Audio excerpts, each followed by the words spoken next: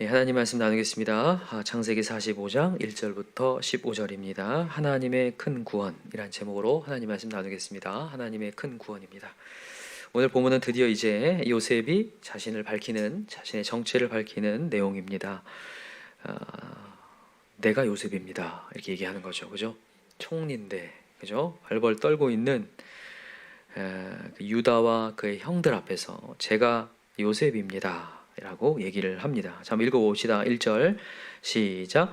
요셉이 시종하는 자들 앞에서 그 정을 억제하지 못하여 소리질러 모든 사람을 자기에게서 물러가라 하고 그 형제들에게 자기를 알리니 그때 그와 함께한 다른 사람이 없었더라. 요셉이 큰 소리로 우니 애굽 사람에게 들리며 바로의 궁중에 들리더라. 큰 소리로 울었대요. 요셉이요. 한번 상상을 해보세요. 드디어 이제 자기 정체를 밝히면서 막 엉엉 우는 거예요. 총리가요. 그죠? 채통을 못 지키고 막 우는 거예요. 우니까 얼마나 놀래겠습니까? 그런데다가 또 거기 있던 시중 되는 모든 사람을 다 내보내고 형들만 딱 남은 상태에서 막 우니까 형들이 얼마나 황당하겠어요. 그러면서 제가 요셉입니다. 이렇게 얘기한단 말이에요. 여러분, 요셉이 운 이유가 뭘까요? 여러 가지 이유가 있겠죠. 만감이 교차하겠죠. 여러 감정들이 교차할 텐데 뭐 첫 번째는 아버지에 대한 얘기를 들었을 때 우는 거죠. 어제 우리가 유다의 고백을 들었잖아요. 그죠? 이 아버지가 있는데 이 아버지 정말 나이 들어서 얻은 자녀들이 있습니다. 근데 하나는 죽고 없고 그것 때문에 굉장히 고통스러워하면서 남은 그 한 베냐민을 통하여서 그것을 생명같이 여기고 있습니다. 그 얘기를 듣는데 20년 전에 그 아버지, 자기를 사랑해줬던 그 아버지가 생각나서 막 울음이 나겠죠. 그죠? 또 하나는 이 유다가 이제 베냐민을 이렇게 건지려고 하는 그 모습을 보면서 누굴 투영한다고 했어요? 요셉이.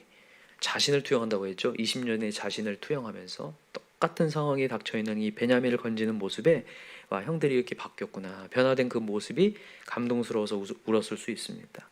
그러나 무엇보다도 요셉이 왜 울었느냐? 하나님의 큰 구원이 이게 수긍이 돼서 우는 거죠. 하나님의 계획이. 사실 17년 아니 20년 전에 이 17살 때 꾸었던 꿈이 있잖아요. 그죠? 정말 모든 곡식단, 형들의 곡식단이 자기한테 절하는 꿈을 꿨는데 그것이 어떻게 하나님께서 성취하셨고 얼마나 큰 고통과 역경 속에서 이 죽을 고비 속에서 하나님이 결국에는 이렇게 만드셨는지를 이제 수긍이 되니까 울음이 다 터지는 거죠. 그래서 이 요셉의 형들한테 얘기를 하는 걸 보면 알 수 있어요. 한번 봅시다. 3절부터 시작. 요셉이 그 형들에게 이르되 나는 요셉이라 내 아버지께서 아직 살아 계시니까. 먼저 아버지에 대한 안부를 묻습니다. 그죠? 아버지 보고 싶어서 울었던 거죠. 아직 살아 계시니까 한번 얘기하고 그 다음에 이제 형들이 그 앞에서 놀라서 대답하지 못하더라. 요셉이 형들에게 이르되 내게로 가까이 오소서. 그들이 가까이 간 이르되 나는 당신들의 아우 요셉이니 당신들이 애굽의 판자라. 당신들이 판 애굽의 판 요셉입니다. 제가 막 포장하고 얘기하지 않아요. 그죠? 20년 전에 당신들이 이렇게 했습니다 하면서 죄를 드러냅니다. 근데 그냥 드러내서 정죄하겠다는 게 아니죠. 그죠? 5절에 봅시다. 시작. 당신들이 나를 이곳에 팔았다고 해서 근심하지 마소서. 한탄하지 마소서. 하나님이 생명을 구원하시려고 나를 당신들보다 먼저 보내셨나이다. 이 땅에 2년 동안 흉년이 일었으나 아직 5년은 밭갈이도 못하고 추수 못할지라. 하나님이 무슨 구원이요?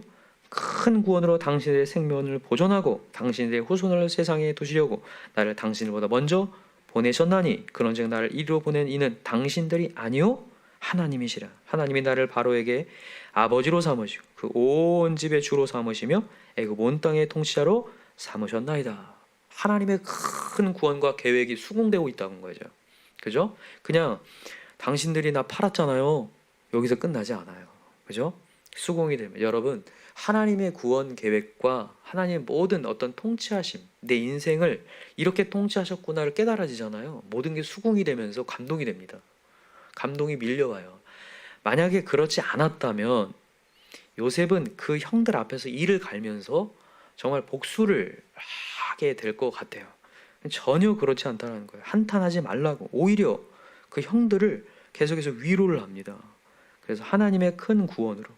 여러분 여기 그 박스를 좀 해놨으면 좋겠는데 7절에 하나님의 큰 구원, 하나님이 큰 구원. 여러분 왜 이 뭐 작은 구원도 아니고 그냥 구원도 아니고 왜 하필 큰 구원일까? 여러분 모든 우리의 인생사 있잖아요.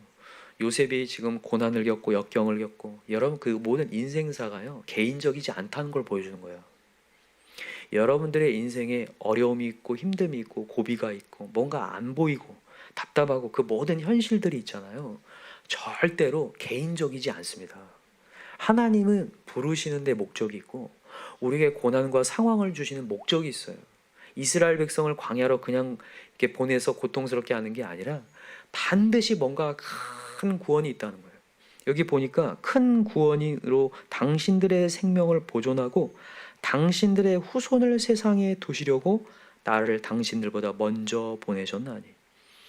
여러분들의 생명뿐만 아니라 앞으로 태어날 후손들까지 하나님이 구원하시려고 하나님께서 이 큰 구원을 만들어 놓으셨다라는 거예요. 큰 구원. 여러분 그 큰 구원을 여러분 마음 가운데 믿으시기 바래요.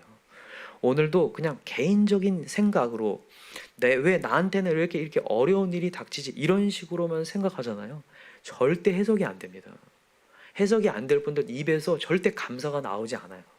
원망과 불평과 계속 힘듦이 계속 나오거든요. 그러나 여러분 오늘 이 요셉같이 큰 구원이라는 것을 내 마음 가운데 받아들이는 순간 모든 게 해석돼요. 여러분 오늘도 우리 주변에 못마땅한 사람들이 있고 내 어떤 사건이 못마땅해요. 정말 퀘스천이에요. 이게 과연 뭔가? 이게 뭔가? 여러분 어떤 사람이 못마땅하잖아요. 여러분 그 못마땅함을 내 마음 가운데 갖고 있는 상태에서 말을 하잖아요. 절대로 좋은 말이 안 나옵니다. 경험하시지 않나요? 제가 여기서 강단에서도 마찬가지고 여러분들이 삶 속에서도 마찬가지예요. 근데 어떤 사람이 제가 못마땅해 하고 있어요. 좋은 얘기가 안 나와요. 찌르는 얘기 나오고 안 좋은 얘기 막 나오죠. 그런데 그것을 여러분 바꿔내셔야 돼요. 어떻게 해서라도 못마땅함을 유산시켜야 된다. 요셉이 오늘 이 요셉의 형들에게 한탄하지 마세요 하는 것은 지금 못마땅함을 모두 상쇄시켰기 때문이거든요. 그러기 때문에 이렇게 얘기할 수 있어요. 다 용서하면서 아닙니다. 한탄하지 마세요. 근심하지 마세요.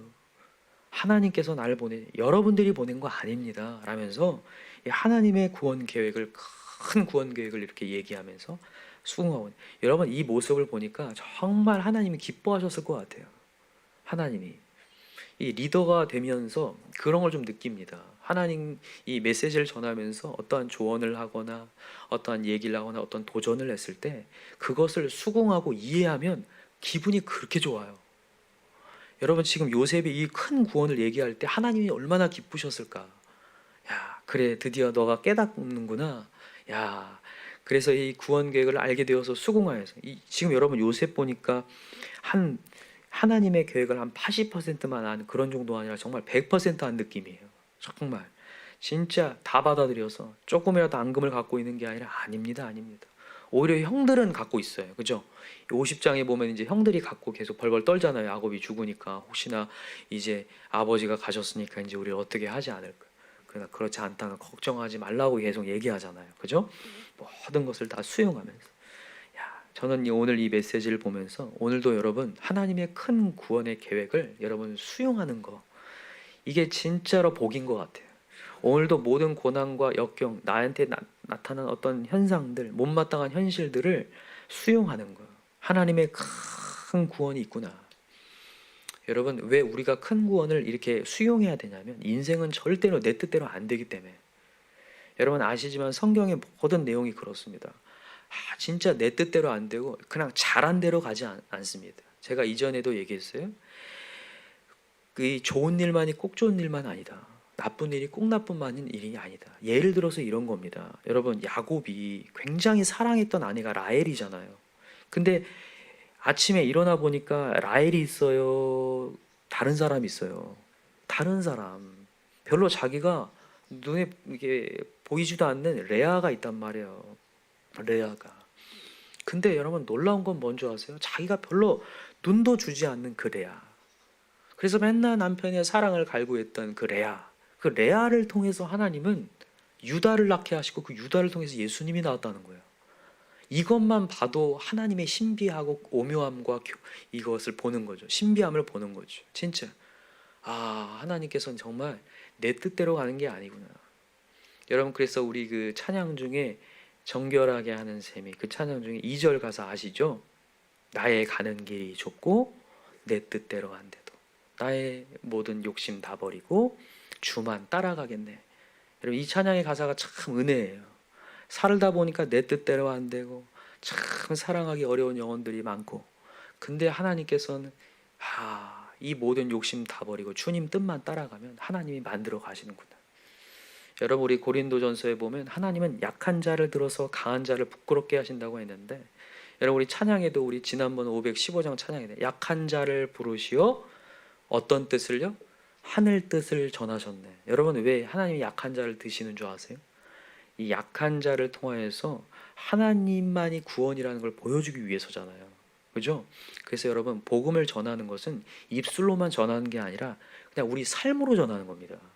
그죠? 우리의 삶 전체로 전하는 거예요. 우리의 별 볼 일 없는 삶이 하나님의 이 구원하심과 섭리와 터치하심으로 점점 하나님의 사람으로 만들어져 가면서, 유다가 정말 별 볼 일 없는 사람이었고 그렇게 요셉을 팔아 넘겼던 사람이, 그리고 자기 멋대로 방황하면서 가나안 땅에 이렇게 놀아나는 그런 유다가 이렇게 변화되는 모습들을 보면서, 야, 하나님 이렇게 만들어 가실 수 있구나. 요셉이 흉년 같은 인생을 무려 13년을 살지만 하나님은 마침내 풍년의 역사를 보여주시는구나. 이게 삶의 과정을 통하여서 복음이 되거든요. 여러분과 저의 삶을 통해서 복음이 될 줄 믿어요. 마침내 정금이 되더라. 야, 하나님께서 이렇게 역사하실 수도 있구나. 그래서 여러분과 전 오늘도 우리가 조금 부족하더라도, 오늘도 조금 삐걱거릴지라도 여러분 좀 더 하나님을 집중하고 하나님을 외치고 하나님만이 구원이고 소망임을 오늘도 바라볼 때에 오늘도 우리의 삶에 반드시 결실하는 놀라운 역사가 일어날 줄 믿습니다. 그래서 여러분, 오늘도 우리 하나님 기대합시다. 오늘 사실 이 45장의 메시지는 최고의 하이라이트거든요. 그렇죠? 요셉 이야기의 최고의 하이라이트. 이 하이라이트가 요셉의 이야기가 아니라 이제 우리 이야기여야죠. 그죠? 이 하이라이트가 분명히 온다는 거예요. 모든 사람들이 고개를 조아릴 때 그때 고백하는 거. 하나님께서 이렇게 하시려고. 당신이 나를 왜 괴롭힘이 되었나? 하나님이 내가 구원받게 하시려고 하면서 이제 수긍하는 놀라운 역사. 내가 힘들어했던 영혼이 이제 수긍되는 역사가 다 일어났으면 좋겠어요.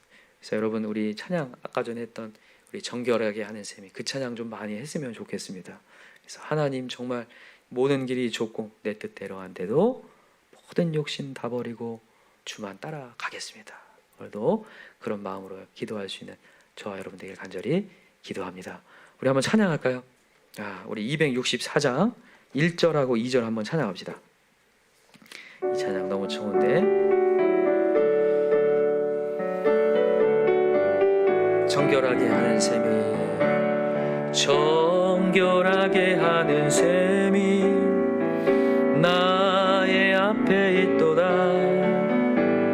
성령께서 권고하신 죄 씻으라 하시네. 찬양하리 찬양하리 찬양하리 죽임당한 어린 양 주께 영광 돌리어라. 우리 죄를 씻어주셔. 나의 가는 길이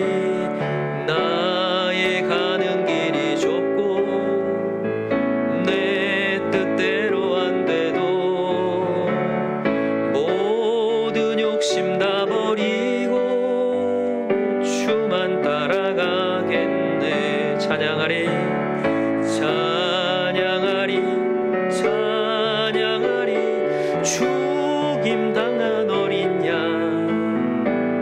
주께 영광 돌리어라. 우리 죄를 씻어주셔. 천천히 한번 합시다. 2절. 나의 가는 길이 좁고 내 뜻대로 안 돼도 모든 욕심 다 버리고 주만 따라가겠네. 찬양하리 찬양하리 찬양하리 죽임당한 어린 양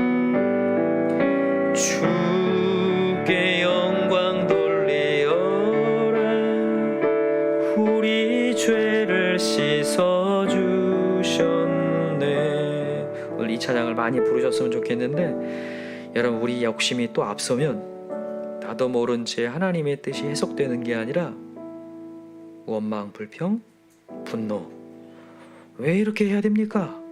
이런 말만 나와요. 오늘도 욕심이 앞서지 않고 하나님의 뜻이 앞서게 해달라고. 하나님, 이 상황을 통해서 무엇을 깨닫기 원하십니까? 또 하나님이 어떤 큰 구원을 원하십니까? 하나님은 뭐든지 하실 수 있는 분인데, 하나님 오늘도 인내하며 다시 한번 누군가를 사랑하며 용서할 때에 구원의 역사 보게 도와 주옵소서. 하나님의 뜻대로 갈 때에 결실하는 것 보게 하여 주옵소서.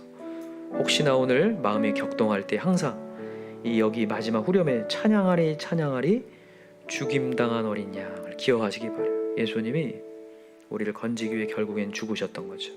우리의 자존심을 꺾을 때 다 사는 역사가 일어날 줄 믿습니다.